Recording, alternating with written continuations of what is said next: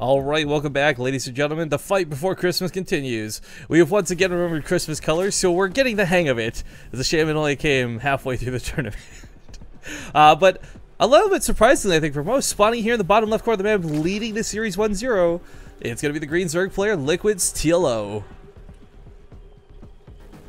You never right, as the Red Terran. It's YoDa Prime. It's weird. Are there any other teams that have the name come after? Not anymore. There might have been earlier on. I mean, I know there's like the raid call tags and stuff for like EG, but that doesn't count. They're not even raid call anymore. I know, What year are you in? I'm just saying, like, I actually can't think of any other instance where something came after. Whenever I think about raid call, I just think about the GSL announcer. Team Lady property. Call. No, yeah, lady call. I was trying to think. It was like on the tip of my tongue. Property. Team property is BB2. Their sponsor on the end of theirs. Broadband 2, because they're sponsored by the internet over there. Well, I was gonna say before we talk about too much else, I was really, really impressed by just how much damage got done in the first game from TLO. I'm not shocked he doesn't try to repeat it though. I think he also acknowledges that was a situation where YoDa was not prepared, and that's the only reason that went so incredibly well. Yeah. I mean, I'm sure YoDa, he's been playing a lot of games today, which you might think means that he's really warmed up and he's totally ready to go. But if you're playing against a certain type of style, or if you just did not play in TVZs, I don't know, was run at the bracket of GSL, then, coming into someone who's that aggressive so fast is still going to catch you off guard. Especially, I don't know what YoDa's thinking about playing TLO right now, but he's probably have to reevaluate what he was thinking. I mean, there's no way in hell as well that YoDa underestimates this guy, because TLO is one of these guys who does get invited everywhere. You see him in a lot of these brackets, and while he might not be the WCS European champion, it's a name worth knowing, even if it's not part of your own scene. It's the same way people know about, like, Marine King or MMA, or like the big standout players from the Korean region. No, they might not be your North American heroes, but everybody knows them. For YoDa's sake, though, again, so much of that first game, that was like several different flavors of awkward. That's a situation that it does happen once in a blue moon. You're losing both the Reaper and canceling the Command Center and losing SUVs. I mean, you will rarely find that combination happening anywhere else. Yeah. There's like 3 things that happen there, and usually only one of them does. Anyways. If that. Yeah, if that. True. TLO went for a hatch first this game, mixing it up a little bit to see how else he mixes it up, whether it's in composition, build. I mean, last game he'd go for a 2-base muta, which is becoming so standard. It's like, it's almost the standard. Like, seriously, maybe just kind of too much impact, and, it's Impact's favorite build, but, when Solar went for like a regular 3-base build, I was like, oh, this is interesting. Wait, no, it's not. It's completely normal. Well, I did like the earlier queens out of TLO last time. I mean, you're pretty much going to have, like, that extra creep spread queen anyways, but I like that he's going for 4. We've talked about this before as well, where there's those pushes that come, be it with the medevac and Marines, whether it's the Hellbats or not. Having extra queens is always beneficial in those scenarios.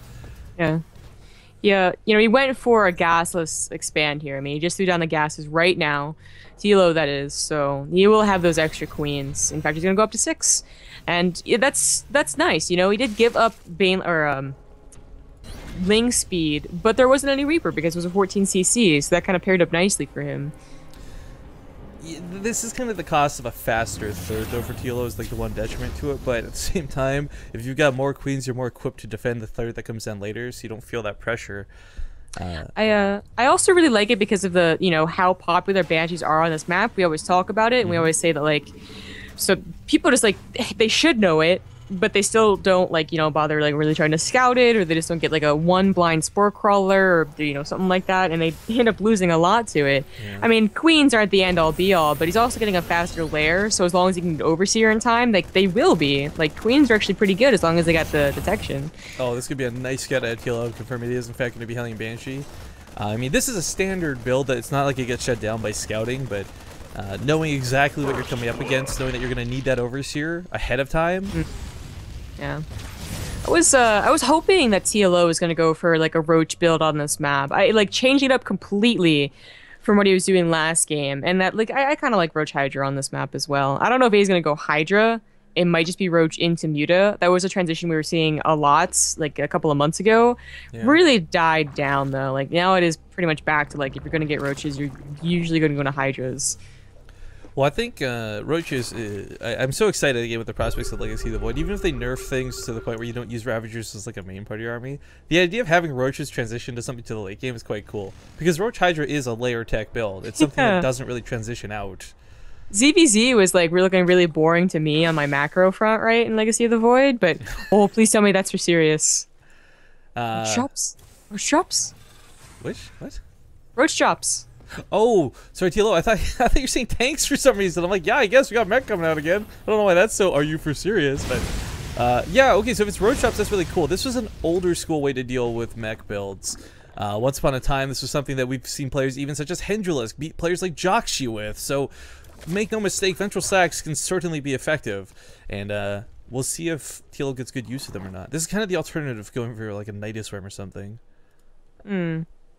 TLO getting a pretty late third off of the back of this. I'm kind of surprised. I feel like that's a fake too, because he's not getting anywhere near 300 minerals. In fact, yeah, he pulls back entirely. Yeah, so a 2-base drop. I mean, obviously it's very, very fast, but TLO's going like every bit of cool right now. Like, what if this? I don't know. What if this is the exit strategy? Like the Roaches are getting dropped in, but he knows the Overlords will die, so this is the exit strategy. I don't know. This is the getaway car. You know, here's the thing though, right? Queens are coming out, Roaches are coming out. YoDa actually has adequate defense if there was no means of getting past this. If there's no way to bring the Roaches directly on top of the tanks. For those who don't know, like the biggest benefit of this is these Overlords are gonna have, first off, there's usually no anti-air in a mech build early on. So there's nothing to really snipe them down. There's nothing to shoot them down. The other thing is, it's going to close the distance. So while the Roaches would namely, they take like 2 or 3 shots getting to these tanks, especially from the Banshees, they're going to be safe and sound. Oh my god. So YoDa doesn't scout a third, and he's like, what the hell's going on? And he kind of figures out the Nidus, and he also scans and sees the Nidus. So I he's feel all like that's prepared the fake. to get the Nidus in the main. Yeah, and then TLO's just like, nah, I'm going to do Overlord drops. But here's the problem, right? Like, you can't Overlord drop as easily anymore because of Hellbat. So directly on top of the tanks might not work in this scenario. He does speed ahead with an Overseer to check exactly what's going on.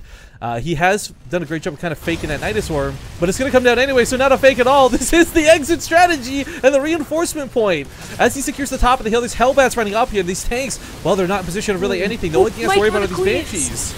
Transfuse is going down. He's got to focus these Banshees down. This Overseer was not in position for this. The Nidus Worm pops out. A couple more Roaches are going to spew forward, but he's got to kill those Banshees. Those are the clock on this attack. Micro the Queens, yes! Like that! Yeah! Picks up in the Overlord, yeah.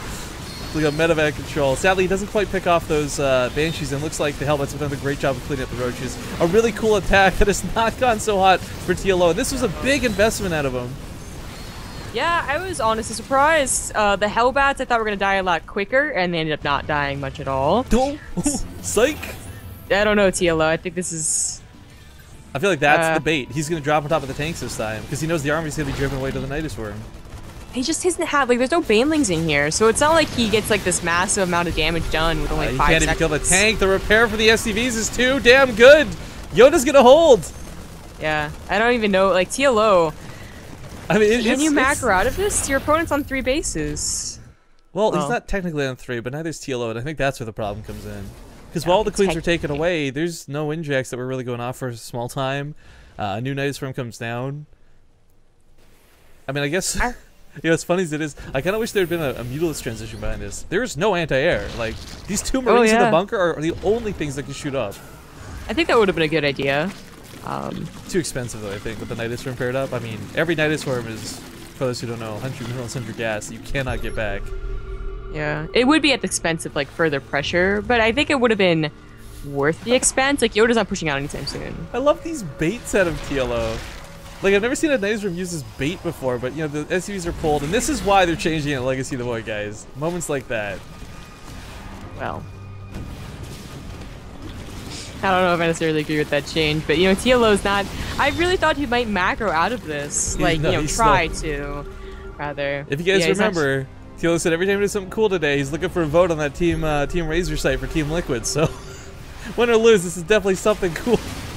Splits the drops this time. Yeah, there's a big army though. I mean, it's all coming up a ramp. Tanks are going to siege, however, and the Hellbats are just so good. I just feel like no matter what damage he does to the ground, he's not killing the Banshees. And the Banshees will always clean up whatever he brings. Yeah. Yeah, agreed. He's finally got Vikings too, by the way. I love that YoDa did this. He's like, enough of your shenanigans. I'm done with you. Yeah, this is probably gonna be the last. So the next section where it just doesn't die. I thought the SCs are gonna be pulled in that. Oh well. Yeah, GG's gonna be called YoDa will take game number 2. Silly awesome game. We'll see you guys. I can't